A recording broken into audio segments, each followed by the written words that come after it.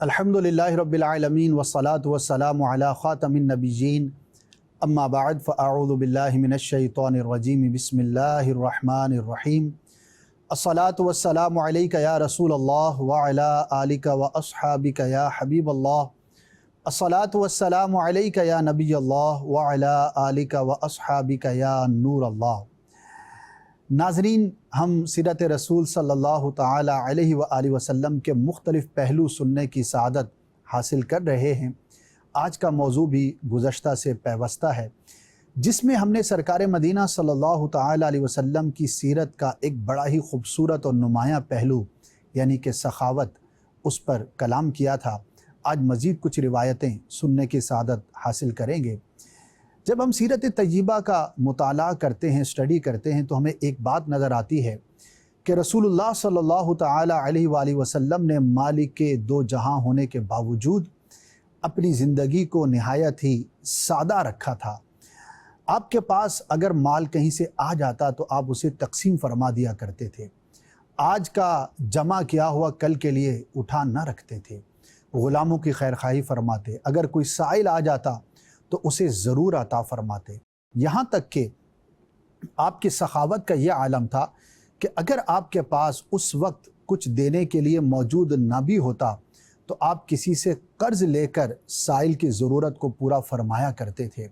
میرے آقا صلی اللہ تعالی علیہ وسلم کی سخاوت اس دنیا کی نعمتوں میں بھی نظر آتی ہے۔ صرف یہی کی نہیں، بلکہ آپ تو ایسے سخی ہیں کہ کسی کو جنت کی سرداری عطا فرماتے ہیں، کسی کو جنت کا کوئی محل عطا فرماتے ہیں، کسی کو کیا عطا فرماتے ہیں، کسی کو کیا عطا فرماتے ہیں۔ سنن ابو داؤد کے اندر ایک بہت ہی پیارا واقعہ سخاوت مصطفیٰ صلی اللہ تعالی علیہ وسلم سے متعلق ملتا ہے، وہ آپ کی گوش گزار کرنے کی سعادت حاصل کروں گا۔ واقعے کا خلاصہ یہ ہے کہ حضرت سیدنا بلال حبشی رضی اللہ تعالی عنہ آپ وصال مصطفیٰ صلی اللہ تعالی علیہ وسلم کے بعد حلب شام کے شہر تشریف لے گئے تھے اور وہیں پر آپ نے رہنا شروع کر دیا تھا۔ تو کسی نے آپ سے سوال کیا کہ آپ نے سرکار صلی اللہ تعالی علیہ وسلم کے ساتھ بڑا طویل وقت گزارا ہے، ہمیں آپ کی سخاوت سے متعلق، آپ کے خرچ کرنے سے متعلق کچھ بتائیے۔ بلال حبشی رضی اللہ تعالی عنہ نے ارشاد فرمایا، جس کا مفہوم کچھ اس طرح سے ہے کہ پیارے آقا صلی اللہ تعالی علیہ وسلم کی بعثت سے لے کر وصال ظاہری تک مجھے بارہا آپ کی خدمت میں حاضر رہنے اور آپ کے خرچ پر مامور ہونے کا شرف حاصل ہوا کہ جب کہیں خرچ کرنا ہوتا تو پیارے آقا صلی اللہ تعالی علیہ وسلم مجھے حکم فرماتے، وہ میں مال جہاں سے لینا ہوتا وہ لیتا اور جس کو دینا ہوتا اسے پیش کیا کرتا تھا۔ مختلف سائلین آتے، جب بھی کوئی سائل آتا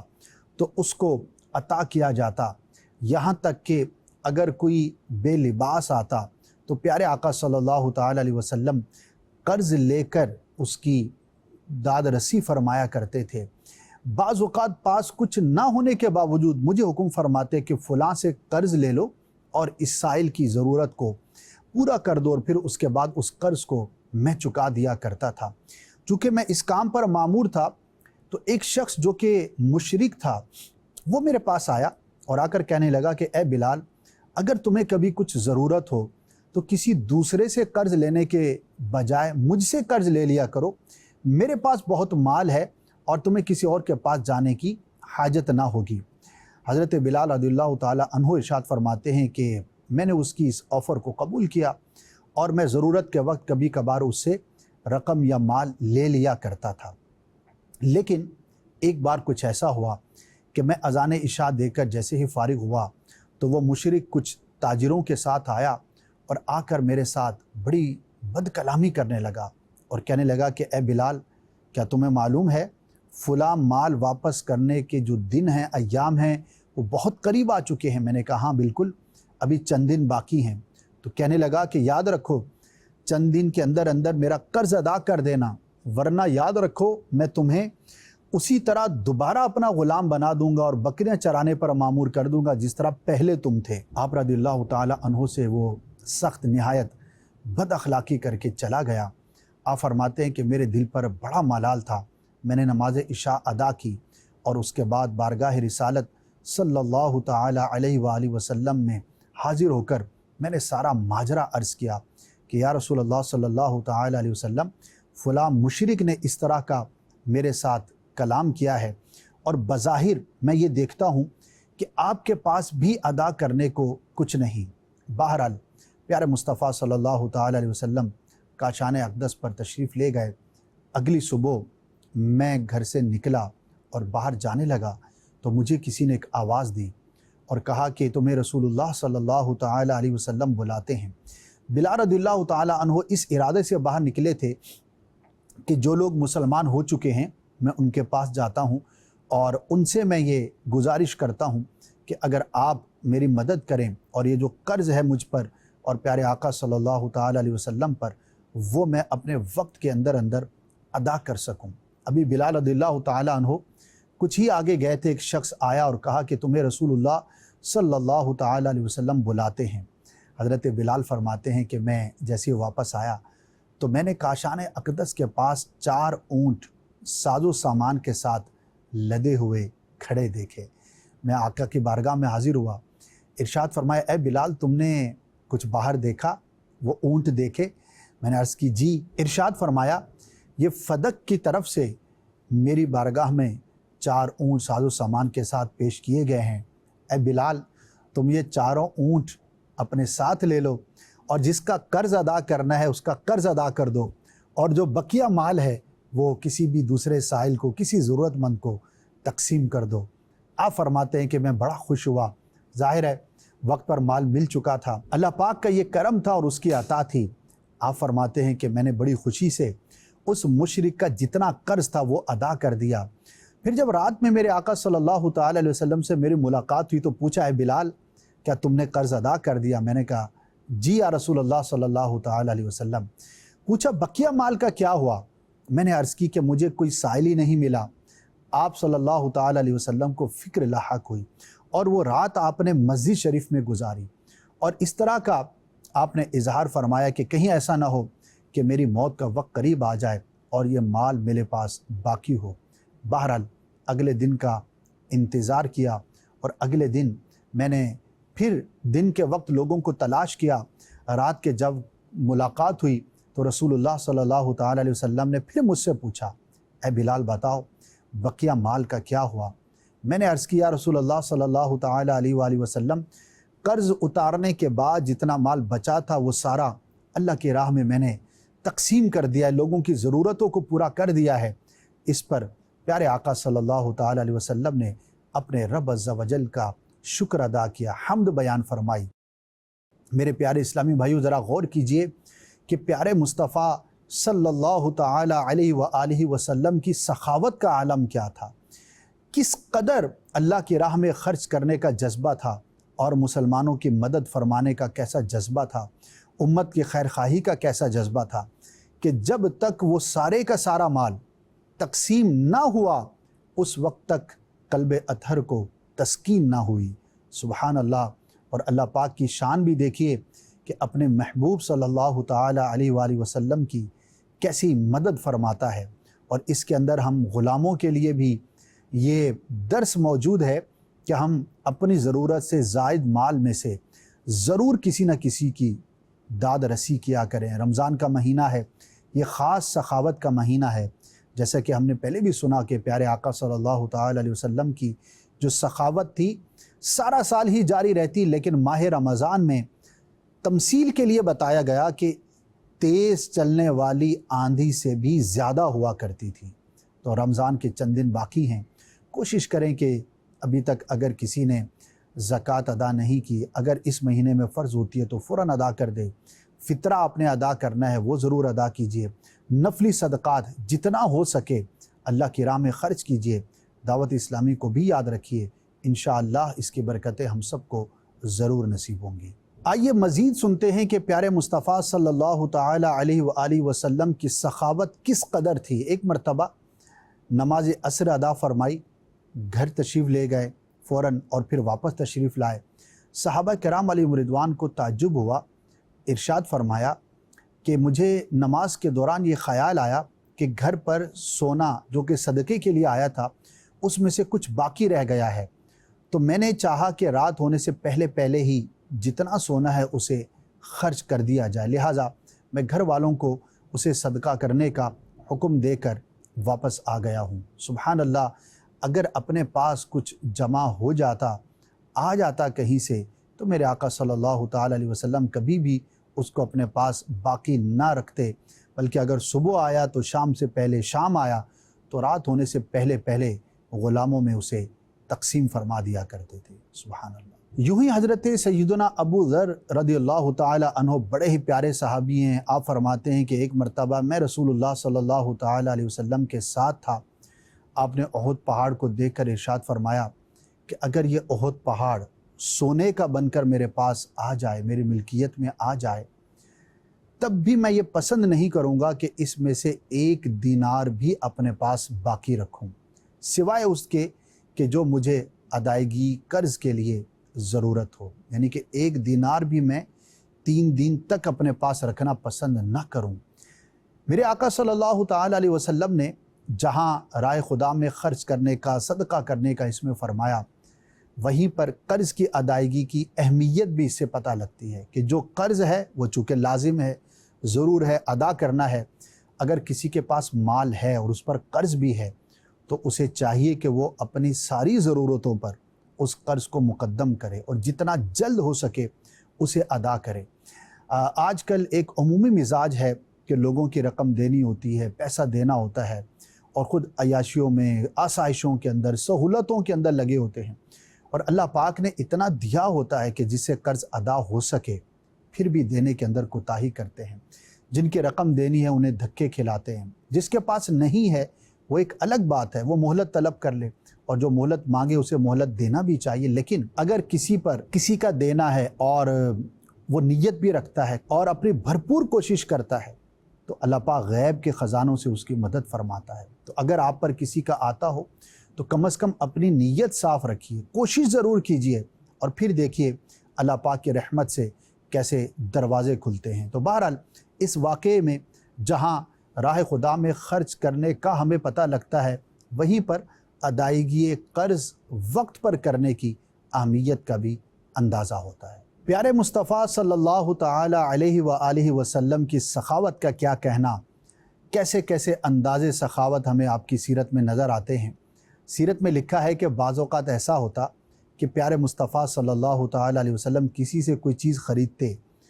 قیمت بھی ادا فرما دیتے، اس کے بعد وہ خریدی ہوئی چیز بھی اس کو عطا فرما دیتے۔ چنانچہ ایک بار حضرت سیدنا جابر بن عبداللہ رضی اللہ تعالی عنہ سے پیارے مصطفیٰ صلی اللہ تعالی علیہ وسلم نے ایک اونٹ خریدا، اس کی قیمت ادا کر دی، اور خریدنے کے بعد وہ اونٹ جابر رضی اللہ تعالی عنہ کو عطا فرما دیا۔ سبحان اللہ۔ اسی طرح کا ایک واقعہ ملتا ہے کہ ایک بار آپ صلی اللہ تعالی علیہ وسلم نے فاروق اعظم رضی اللہ تعالی عنہ سے اونٹ کا ایک بچہ خریدا، اس کی قیمت بھی ادا کر دی، اور وہی بچہ عبداللہ ابن عمر رضی اللہ تعالی عنہ کو آپ نے تحفتاً عطا فرما دیا۔ سبحان اللہ، کیا شان ہے پیارے مصطفیٰ صلی اللہ تعالی علیہ وآلہ وسلم کی۔ یہ روایت سننے کے بعد آپ بھی چاہیں تو یہ نیت کر سکتے ہیں کہ اپنی حیثیت کے مطابق کسی شخص سے آپ کوئی چیز خریدیں، قیمت ادا کریں، اور اس کے بعد وہ چیز بھی اس کو لوٹا دیں۔ خاص طور پر اگر کسی غریب شخص سے، ضرورت مند جو عمومی طور پر چھوٹے موٹے کام کر رہے ہوتے ہیں، تو ان کے ساتھ اگر کریں گے تو زیادہ دل جوئی کا سامان ہوگا۔ لیکن سیرت کے اس پہلو پر، سنت سے جو چیز ثابت ہے، اگر عمل کریں گے محبت سے، اس نیت کے ساتھ، تو انشاءاللہ عز و جل اس کا آپ کو ضرور ثواب ملے گا۔ خاص طور پر کچھ تو بھیک مانگ رہے ہوتے ہیں، جو پروفیشنل بھکاری ہوتے ہیں انہیں تو بالکل نہیں دینا چاہیے، شرعاً دینا منع ہے اور اس کی مذمت ہے، اور جتنا آپ بھیک دیں گے تو اتنا بھکاری بڑھیں گے، تو ان کو تو بالکل نہیں دینا چاہیے۔ البتہ بعض خوانچہ فروش ہوتے ہیں، ریڑیاں لگا رہے ہوتے ہیں، یا ایسے ہی گھوم پھر کر گلیوں میں سامان بیچ رہے ہوتے ہیں، وہ محنت کر رہے ہوتے ہیں، وہ مزدوری کر رہے ہوتے ہیں، اور وہ کوئی امیر لوگ نہیں ہوتے، پیسے والے نہیں ہوتے، بیچارے سارا دن 8-10-12 گھنٹے کام کرنے کے بعد 500-1000 روپے جو بھی دہاڑی بنتی ہے پروفٹ میں وہ لے کر جاتے ہیں۔ تو ایسے لوگوں کے ساتھ آپ بالکل خیر خواہی کر سکتے ہیں کہ ان سے آپ نے چیز خریدی، پیسے دیے اور پھر چیز واپس کر دی، اور تصور میں اس روایت کو لائیں گے تو انشاءاللہ عز و جل ثواب ملے گا۔ ضروری نہیں کہ غریب کے ساتھ ہی ہو، کسی کے ساتھ بھی یہ عمل کیا جا سکتا ہے، لیکن اس کے اندر جو اصل سیکھنا ہے، جو سمجھنا ہے، وہ ہے کہ اللہ کی رضا کے لیے مخلوق پر سخاوت کرنا۔ یاد رکھیے سخی کے دوست ہوتے ہیں، کنجوس کا کوئی دوست نہیں ہوتا۔ سخی اللہ کے قریب ہوتا ہے اور کنجوس بخیل اللہ سے دور ہوتا ہے۔ بخیل وہ شخص ہے کہ جو ضرورت کے وقت ضرورت کی جگہ پر بھی خرچ نہ کرے۔ سخی وہ ہے کہ جو بغیر قرض کے اور بغیر کسی کا اس پر آتا ہو، وہ اللہ کی راہ میں خرچ کرتا رہے، سخاوت کرتا رہے، بانٹتا رہے، تقسیم کرتا رہے۔ تو بعض لوگ بڑے بخل سے کام لیتے ہیں، یعنی کہ سیونگ کرنا اچھی بات ہوتی ہے، لیکن وہ سیونگ کہ جو بخل کے درجے کے اندر آئے وہ ہمیشہ بری ہے، اور اس میں نہ مال میں برکت ہے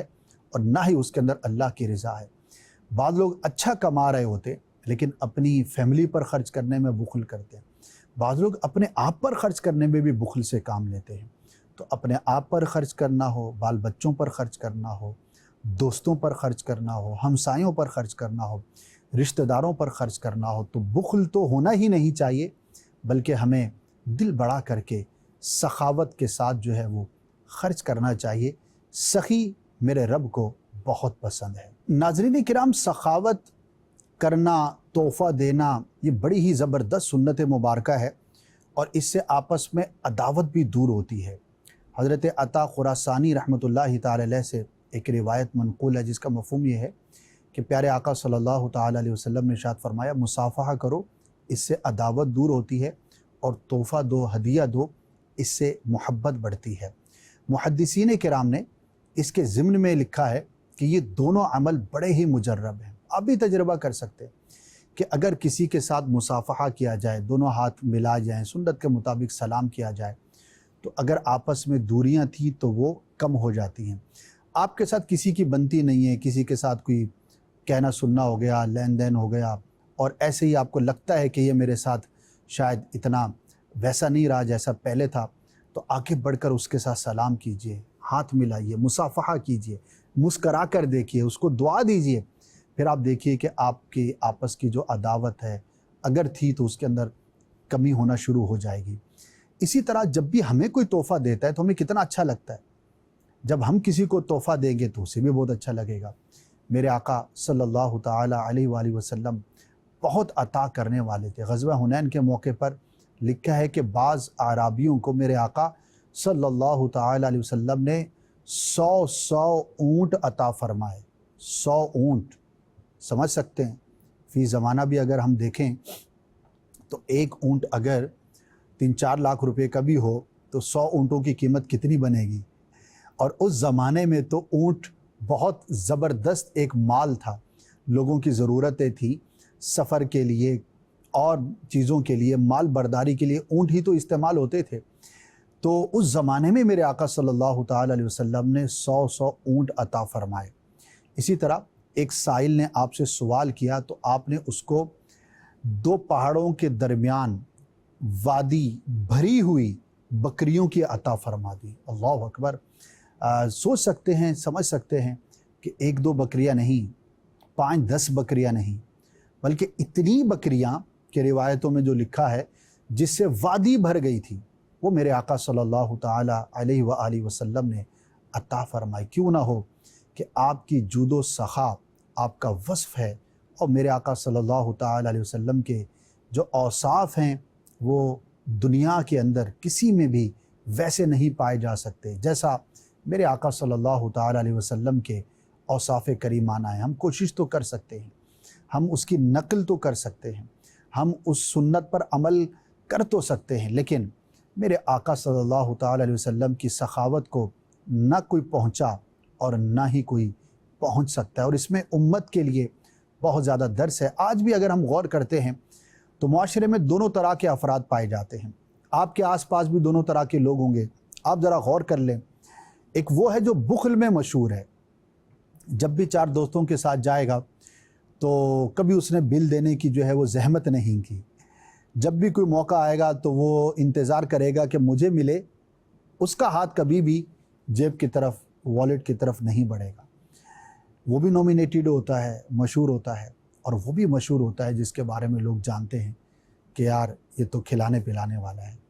اس کے پاس جب بھی مال ہوتا ہے یہ تقسیم کرتا ہے۔ دونوں کی پرسنالٹی میں کتنا فرق ہوتا ہے، پہلے کے بارے میں کیا کومنٹس ہوتے ہیں اور دوسرے کے بارے میں لوگوں کی رائے آپ بہتر سمجھتے ہیں۔ تو جب دوسروں کے اندر سخاوت اور کنجوسی سے فرق ہوتا ہے